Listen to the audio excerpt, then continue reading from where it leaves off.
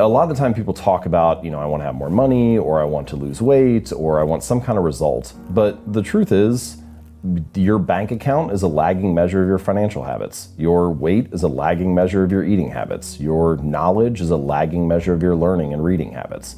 And so we think the thing that needs to change is the bank account or the test score or the number on the scale, but actually the thing that needs to change are the habits that precede those outcomes. Every action you take is kind of like a vote for the type of person you want to become. And if you can master the right actions, if you can master the right habits, then you can start to cast votes for this new identity, this desired person that you want to be. And I think if we're going to be building habits anyway, then it makes more sense to be able to understand how they work and how to structure them so that you can be the architect of your habits rather than the victim of them. So I choose that 4-stage model: cue, craving, response, reward.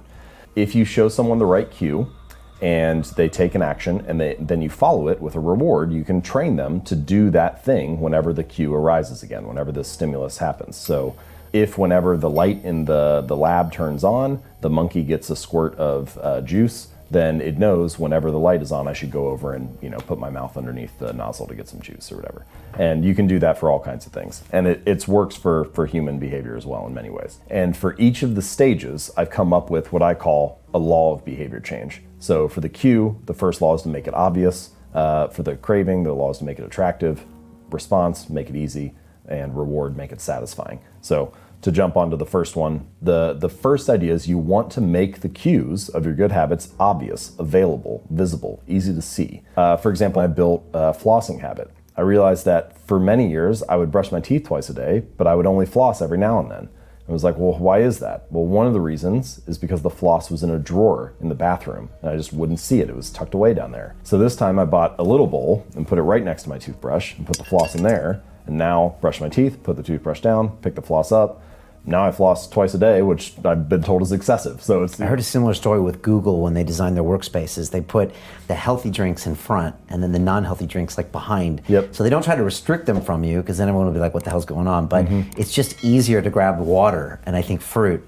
And you have to reach really far back to get the sugar stuff. Yep. The easier it is that they catch your attention, the more likely you'll fall into the habit. And I don't know if we'll have time to get into this, but just quickly, to break a bad habit, you just invert each of the 4 laws. So rather than making the cues of your bad habits obvious, you want to make them invisible. Rather than making it attractive, make it unattractive, make it difficult, make it unsatisfying. So as an example, a lot of people feel like they watch too much television. Walk into pretty much any living room, where do all the couches and chairs face? They all face the TV. It's like, what is this room designed to get you to do? And now I'm not saying you have to restructure your entire house, but there are a range of choices you could make, right? You could take the chair and turn it away from the television and have it face a coffee table with a book on it. Or you could put the TV inside a wall unit or a cabinet, something behind doors so you're less likely to see it.